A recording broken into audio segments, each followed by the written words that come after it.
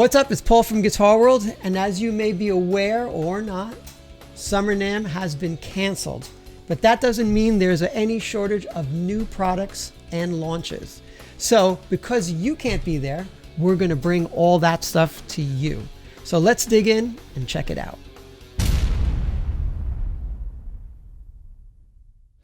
Before we get started, I want to give a big shout out and thank you to Blue Mics for providing this Yeti X microphone, the boom stand, all of this to make me sound incredible on my end. Well, I'm happy to have Nick Reinhart here today from the band Disheveled Cuss, but we are talking about Red Panda's brand new pedal. It's the V2 or version 2 version of their context reverb pedal. And Nick, tell me about this brand new pedal that I'm holding right over here, this I'm holding it too. Nice. Yeah. Thank you guys for having me. Yeah, so I love Red Panda. I've known Kurt and Co. for a long time. And this, up until about a month ago, was my favorite reverb of all time. This is the Red Panda Context 1. This was like my anytime I do a lot of session stuff, play with lots and lots of different people, blah blah blah, and anytime I just needed reverb, it's like, okay, the Context is coming with me. Very versatile. Was my very road worn, this thing. Been on a lot of recordings, and then all of a sudden Kurt decided to do a V2 version, which was the Context, with a few new settings and presets and expression pedal and all that, and that just kind of made me go, whoa, okay, I guess I have a new favorite reverb pedal. So yeah, it's amazing. Maybe back in January, I had kind of played through a prototype and gotten to like have a little bit of input on it, like, oh, maybe try this, and I was so happy with the final product. And it's USB and MIDI and all that, and you plug it into the editor and you can do the whole thing on the computer. So one of my favorite things about this new kind of Red Panda line is how they're just kind of, you can update it. You know what I mean? He can constantly send out updates and fix little bugs that you find and all that stuff. But yes, I love it. New reverb pedal. Yeah, I think I agree with you on that too. That's the first thing I noticed is that, of course, the fact that it comes as a USB port and that also works as well as a MIDI sort of a controller as well, correct? Right. And of course, as you said, the really having the versatility to be able to update it at any point. Because the one thing I did dig about this pedal, I mean, at least me just having my initial, trying this out, was the fact that it's such a studio quality reverb throughout. That has been my, like, anytime I'm trying to sell Red Panda to a friend, like, no, okay, I know you like that reverb pedal, but you got to check this one out, is the fidelity of Red Panda stuff. And I think that's because, like, how Kurt is approaching effects and creating, he's not a guitar player, he's like a sampler, like dance music kind of hip hop old schooler, so he's coming, like, approaching it from almost like a studio fidelity sonic approach. And I'm big in, like, on working in Propeller Head's Reason and Logic and different DAWs, and I always thought that Red Panda resembled plugins that you would be using digitally, because they sound that good, not just like a guitar pedal, which, no offense to other reverb pedals, like I have zillions of reverb pedals, but this one sounds like the stuff that I'm used to working, like you said, just like the fidelity is just there. Yeah, that's the thing too. It's funny when you showed the original Context reverb. Now I immediately recognized the pedal, but to be honest, I never actually tried their reverb pedal. So this was my first.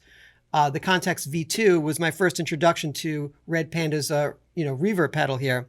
And of course, I mean, I love the idea of having 8 reverb algorithms, but there's also the secondary function where he adds. Where you were able to add delay to any of these reverbs, as well as, of course, the modulation bit. I'm not sure whether that was part of the first Context, but how would you say you use that? On this Context, there was actually a delay mode. The very last kind of mode there was delay. So it was just kind of funny Got that it. he stuck a random kind of analog, Bucket Brigade style delay into this really, really nice reverb pedal. And I don't think the delay got much love just because, the reverb was so amazing. It's like, well, why do I want to be on the delay setting when I have all these great reverbs, But I actually did use it quite a bit when I discovered that. I'm like, oh, that's kind of a cool sound. And you can get really, really, like, you can finesse, a lot of just the delay setting. So it was really neat to actually have him include that across all reverb options in the new context, which is cool. It's not just its own thing, but you can actually, still assign this to be just the delay pedal if that's what you want. For some reason, just in the shift settings, set it to just be, only delay, which is hilarious.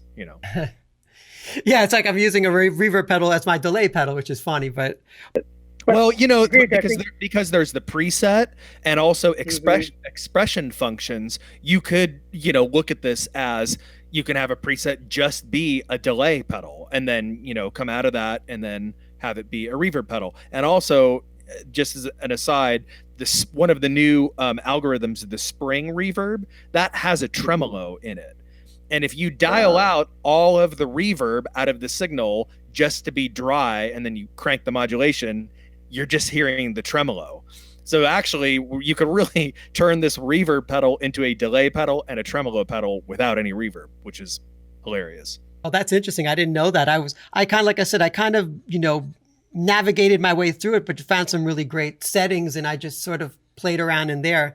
I also got into the whole using the delays as well on this pedal, which sounded really great. But again, it's a really, conceptually the pedal is really well thought out, and I really enjoyed the absolute versatility in it. And also noticed that you said there's the control function. Do you use that as well? Even earlier this morning, I was on the phone with Kurt, like, hey, can you remind me about how to save an expression pedal setting? And he's like, oh yeah, well, you just plug it in and you hold this button down for a couple seconds and then heel up, toe down, blah, blah, blah. And I was like, oh yeah, I got it. I forgot. Thank you. But point being, it's very simple to use this stuff, even though, it sometimes these secondary functions and expression pedal assignments can get like a little overwhelming. It's really like not that deep, which I think is pretty cool. Or you could just plug it in and find a good reverb setting and not even worry about all those hidden features, Right. Is there a presets on this already that you can save your own, or is that something more when you start getting into like the USB portion of it or a MIDI controller? So if you were to just, take it out of the box and plug it in, I don't know if it comes with a preset saved on it, but essentially what you would do is you would just find a sound that you really like, and then, you hold the shift button and then hold the preset button on the left, and then you just get a preset. So it's one preset, but kind of really it's two, because you have your preset sound and then your live sound. You know what I mean? Got it. Also, like maybe this is kind of like a little deep and nerdy, but like the knobs and the build of this are not such that like this, I feel like mine ever gets banged around when I'm playing live or something. In other words, you really could have two presets. Like if I were to be playing a show or a session or something, you could pull up the one that you had saved and then just the one that you dialed in at the beginning of your show.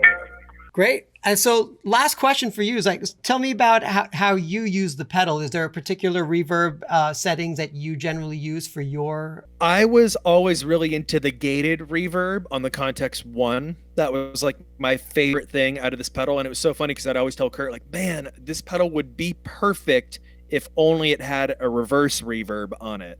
And so what do we get on the new Context 2? We get the reverse reverb. So I reckon I'll probably be all about that as well. And, probably use my preset to have my gated and my reverse sound.